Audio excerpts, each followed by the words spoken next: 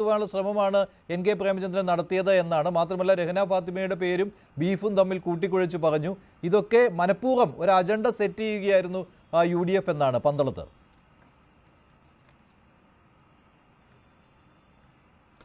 മഞ്ജുഷേ, ഞാൻ സമ്മതിക്കുന്നു. ഈ ഒരു കാര്യത്തിൽ രഹ്ന ഫാത്തിമ ബീഫ് കഴിച്ചിട്ടാണോ വന്നുള്ളൊരു കാര്യത്തിൽ ചർച്ച ചെയ്യാം. അതിനെക്കുറിച്ചിട്ട് സംശയം അവിടെ നിലനിൽക്കട്ടെ. പക്ഷേ രഹ്ന ഫാത്തിമയെ ശബരിമല ക്ഷേത്രത്തിൽ കയറ്റിയത് ശരിയാണ് എന്ന് ഇവിടെ CPM-ന്റെ പ്രതിനിധിയായിട്ട് വന്നിരിക്കുന്ന D. സുരേഷ് കുമാർ അംഗീകരിക്കുന്നുണ്ടോ എന്നുള്ളതാണ് എൻ്റെ ഒന്നാമത്തെ ചോദ്യം. ആ സ്ത്രീ ഒരു ശബരിമലയിലെ അയ്യപ്പൻ്റെ യഥാർത്ഥ ഭക്തയാണോ എന്നുള്ളതാണോ ഇവരുടെ അഭിപ്രായം എന്നുള്ളതാണ് എൻ്റെ രണ്ടാമത്തെ ചോദ്യം. അവർ ശബരിമലയിലേക്ക് കയറാൻ വേണ്ടി ഒരു അറ്റംപ്റ്റ് നടത്തിയതിന് ശേഷം സോഷ്യൽ മീഡിയയിൽ പോസ്റ്റ് ചെയ്ത ഒരു ഫോട്ടോയാണ് രഹ്ന ഫാത്തിമ. നിങ്ങൾ ക്യാമറമാൻ ഒന്ന് പ്രശാന്ത് ഒന്ന് സൂം ചെയ്യണം. നിങ്ങൾ ഇത് പ്രേക്ഷകർ കാണണം. നമ്മൾ ഒരുപാട് തവണ ചർച്ച ചെയ്തിട്ടുള്ളത് തന്നെയാണ്.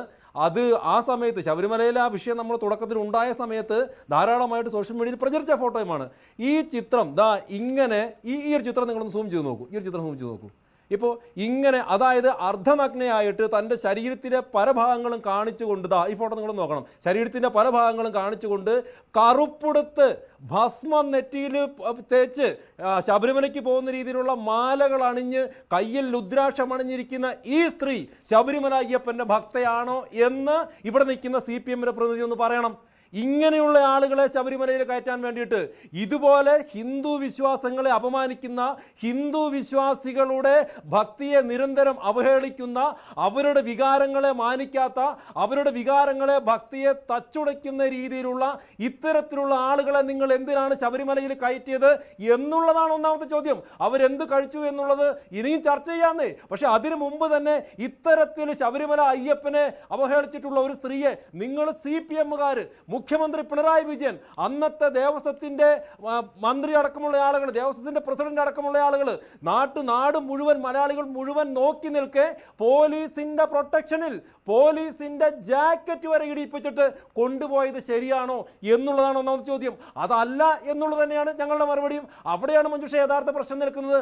അതായത് എവിടെയോ കിടന്ന ആരെയൊക്കെയോ ശബരിമലയിൽ കയറ്റുവാൻ വേണ്ടിയിട്ട് ഇവിടുത്തെ യഥാർത്ഥ പ്രശ്നം എന്ന് പറയുന്നത് ശബരിമലയിലെ അയ്യപ്പ ഭക്തരുടെ വികാരത്തെ, അതല്ലെങ്കിൽ അവരുടെ ഇമോഷനെ മാനിക്കാത്ത രീതിയിൽ, അതിനെ ഹർട്ട് ചെയ്യുന്ന രീതിയിൽ, അവരുടെ വികാരങ്ങളെ വേദനിപ്പിക്കുന്ന രീതിയിൽ പ്രവർത്തിക്കുകയാണ് കമ്മ്യൂണിസ്റ്റുകാരൻ ചെയ്തിട്ടുള്ളത്. ഇതിപ്പോൾ മാത്രമൊന്നും അല്ലതേ. അതാണ് ഞാൻ തുടക്കത്തിൽ പറഞ്ഞത്. ഇവരുടെ ഓരോ ആളുകളുടെയും നടപടി കൂടി നമ്മൾ ഈ സമയത്ത് ചർച്ച ചെയ്യണ്ടേ. ഓരോ ആളുകളുടെയും നിലപാട് കൂടി നമ്മൾ ഈ സമയത്ത് ചർച്ച ചെയ്യണ്ടേ. ഒരു വശത്ത് കേരളത്തിൽ ഈ ദേവസ്വം പോലെയുള്ള സംവിധാനങ്ങൾ ഉപയോഗിച്ച് ഹിന്ദു ക്ഷേത്രങ്ങൾ മുഴുവൻ കൊള്ളയടിക്കുന്നു. ഇന്നിപ്പോൾ വന്ന വാർത്ത എന്താണ്? കോട്ടയത്തെ തിരുനക്കര ക്ഷേത്രത്തിലെ അവിടുത്തെ ഭക്ഷണം കൊടുക്കുന്നതും അതോടൊപ്പം തന്നെ ആന എഴുന്നള്ളിപ്പുമായിട്ട് വരെ ബന്ധപ്പെട്ടിട്ടുള്ള കാര്യങ്ങളിൽ അഴിമതി നടന്നിട്ടുണ്ട്. ഏറ്റുമാനൂർ ക്ഷേത്രത്തിൽ അഴിമതി നടന്നിട്ടുണ്ട്. തൃപ്പൂണിത്തുറ പൂർണ്ണത്രയീശ ക്ഷേത്രത്തില് നൂറ്റാണ്ടുകൾ പഴക്കമുള്ള വലിയ ഒരു നെറ്റിപ്പട്ടം, ആ നെറ്റിപ്പട്ടം ഉരുക്കിക്കൊണ്ടുപോയെന്നേ ശബരിമലയിൽ. ഇപ്പൊ നമ്മൾ വിഷയം ചർച്ച ചെയ്തുകൊണ്ട് കഴിഞ്ഞ 1-2 മാസങ്ങളായിട്ട് ചർച്ച ചെയ്തുകൊണ്ടിരിക്കുകയാണ്. അങ്ങനെ ഒരു വശത്ത് കേരളത്തിലെ ഹിന്ദു ക്ഷേത്രങ്ങൾ മുഴുവൻ കൊള്ളയടിക്കുകയും മറുവശത്ത് ഇത്തരത്തിലുള്ള ഹിന്ദു വിഭാഗങ്ങളെ, അവരുടെ വികാരങ്ങളെ വേദനിപ്പിക്കുന്ന രീതിയിലുള്ള പ്രവർത്തനങ്ങളാണ് ചെയ്യുന്നത്. ഞാൻ തിരിച്ചൊരൊറ്റ ചോദ്യം ചോദിച്ചോളട്ടെ.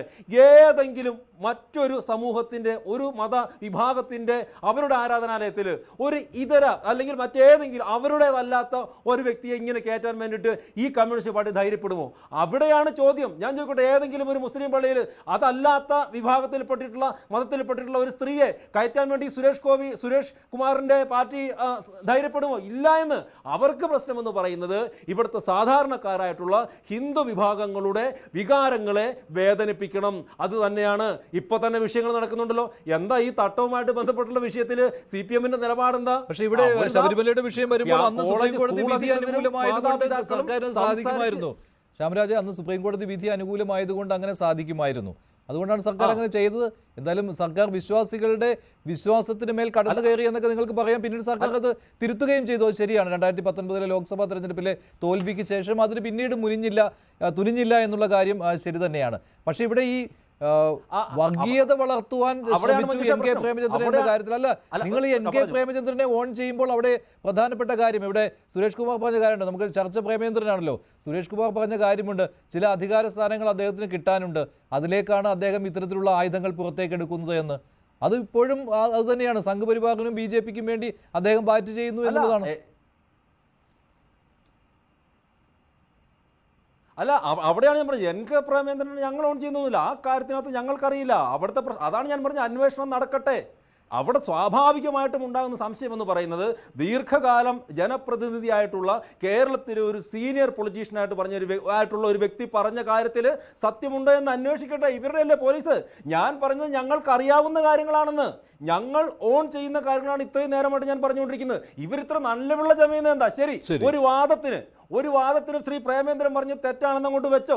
ഞാൻ ഈ പറഞ്ഞ കാര്യങ്ങൾ മൊത്തം തെറ്റാണെന്ന് ഇവർക്ക് പറയാൻ വേണ്ടി പറ്റുമോ? ഞാൻ കാണിച്ച ചിത്രം തെറ്റാണെന്ന് ഇവരെ കൊണ്ട് പറയാൻ വേണ്ടിയിട്ട് പറ്റുമോ? രഹന ഫാത്തിമ എന്ന് പറയുന്ന സ്ത്രീയെ കയറ്റ് ചെയ്ത് ശബരിമലയിൽ കയറ്റാൻ വേണ്ടിയിട്ട് പോലീസ് പ്രൊട്ടക്ഷനിൽ കയറ്റാൻ വേണ്ടി നോക്കിയത് ശരിയാണ് എന്ന് ഇവരെ കൊണ്ട് പറയാൻ വേണ്ടി പറ്റുമോ? അപ്പോൾ ഇതൊക്കെ ചെയ്തിട്ട് ഈ ഒരു കാര്യം മാത്രം ശരിയാണോ തെറ്റാണോ എന്ന്, പ്രേമേന്ദ്രൻ പറഞ്ഞ കാര്യം മാത്രം ശരിയാണോ തെറ്റാണോ എന്നതിൽ ചർച്ച മാത്രം ചെയ്യുന്നതിൽ യാതൊരു യുക്തിയുമില്ല എൻ്റെ മഞ്ജുഷേ. ഇവർ കമ്മ്യൂണിസ്റ്റുകാര് ഹിന്ദു സമൂഹത്തോടൊപ്പം ഹിന്ദു വിശ്വാസങ്ങളോടൊപ്പം അടിയുറച്ച് നിൽക്കുന്നവരും ഈ ഒരു വിഷയത്തിൽ മാത്രമാണ്, ശ്രീ പ്രേമേന്ദ്രൻ പറഞ്ഞ കാര്യത്തിൽ മാത്രമാണ് ഒരു ചർച്ച നടക്കുന്നതെങ്കിലും അതിന് എതിരഭിപ്രായം ഉള്ളതെങ്കിലും നമുക്ക് അങ്ങനെ പറയാം. പക്ഷെ അങ്ങനെയല്ലല്ലോ. തുടക്കം മുതൽ ഒടുക്കം വരെ, അതാണ് ഞാൻ പറഞ്ഞത്, ആദ്യാവസാനം വരെ അവരുടെ ഇമോഷൻ, അവരുടെ ഹിന്ദു വിഭാഗങ്ങളുടെ വികാരത്തെ വ്രണപ്പെടുത്തുന്ന ആയിക്കോട്ടെ, മറുവശത്ത് ക്ഷേത്രങ്ങൾ കൊള്ളയടിക്കുന്നതായിക്കോട്ടെ. ശബരിമല മാത്രമല്ലല്ലോ ഇപ്പോൾ അത് നമ്മൾ ചർച്ച ചെയ്യേണ്ട മഞ്ജുഷേ. ശബരിമല വിഷയം പൊങ്ങി വന്നപ്പോൾ തന്നെ എത്രയോ ക്ഷേത്രങ്ങളുമായിട്ട് ബന്ധപ്പെട്ടിട്ടുള്ള കളവുകളാണ് ഇപ്പോൾ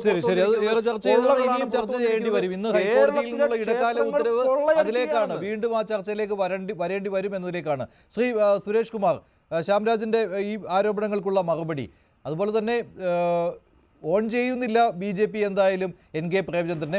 പക്ഷേ മറ്റൊരു കാര്യമുണ്ട്.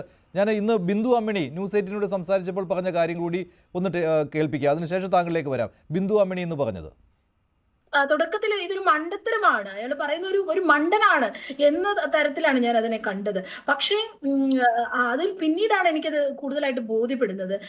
വളരെ ബോധപൂർവമായി സമൂഹത്തിൽ ഒരു കലാപം അഴിച്ചുവിടുക എന്നുള്ള ലക്ഷ്യത്തോടു കൂടിയാണ് അദ്ദേഹം ഇത്തരം ഒരു പ്രസ്താവന നടത്തിയിരിക്കുന്നത്. അത് അദ്ദേഹം ഇരിക്കുന്ന ഒരു സ്ഥാനത്തിന് യോജിച്ചതല്ല. ഭരണഘടനയോട് പുലർത്തേണ്ടുന്ന കുറച്ച് ഉത്തരവാദിത്തങ്ങളുണ്ട്. ഇതിവിടുത്തെ ജനങ്ങളോടുള്ള വെല്ലുവിളിയാണ്. അപ്പൊ അത് വളരെ ഗൗരവതരമായിട്ട് ഇതിനെ കാണുകയും അയാൾ തെറ്റുതിരുത്തുകയും ചെയ്യുമെന്നാണ് ഞാൻ പ്രതീക്ഷിക്കുന്നത്.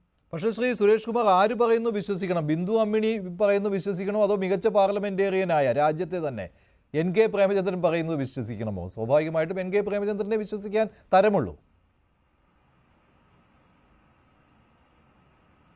അല്ല, ഇക്കാര്യങ്ങളെല്ലാം അക്കമിട്ട് ഞാൻ മറുപടി പറയാം. ഇപ്പോൾ NK പ്രേമചന്ദ്രൻ പറയുന്നത് വിശ്വസിക്കണമോ, ബിന്ദു അമ്മിണി പറയുന്നത് വിശ്വസിക്കണമോ എന്ന് കേട്ടാൽ, NK പ്രേമചന്ദ്രൻ പറഞ്ഞ പൊറോട്ടയും ബീഫും കഴിച്ചു എന്ന് പറയുന്നത് ബിന്ദു അമ്മിണിയാണ്. ബിന്ദു അമ്മിണി പറയുന്നത് വിശ്വാസത്തിലെടുക്കാനേ നമുക്കിപ്പോൾ തൽക്കാലം നിർവാഹമുള്ളൂ. ഈ കള്ളപ്രചാരവേല സംഘടിപ്പിക്കുന്നതിന് പിന്നിലെ ഗൂഢോദ്ദേശം എന്ത് എന്നതിനെ സംബന്ധിച്ച് കൃത്യമായി ഇവിടെ ജനങ്ങൾക്ക് മനസ്സിലായി കഴിഞ്ഞു.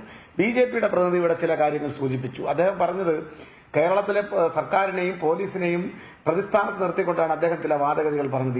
അദ്ദേഹം യങ് ഇന്ത്യ ലോയേഴ്സ് അസോസിയേഷൻ ശബരിമലയിൽ സ്ത്രീ പ്രവേശനം സാധ്യമാക്കണമെന്ന് പറഞ്ഞ് ഹർജി ഫയൽ ചെയ്ത ആ സംഘടനയെ അദ്ദേഹം ബോധപൂർവ്വം മറക്കുന്നു. സംഘപരിവാരവുമായി ആ സംഘടനയ്ക്കുള്ള ബന്ധം വെളിച്ചത്ത് വരാതിരിക്കാൻ അദ്ദേഹം ശ്രദ്ധിക്കുന്നുണ്ട്. ഈ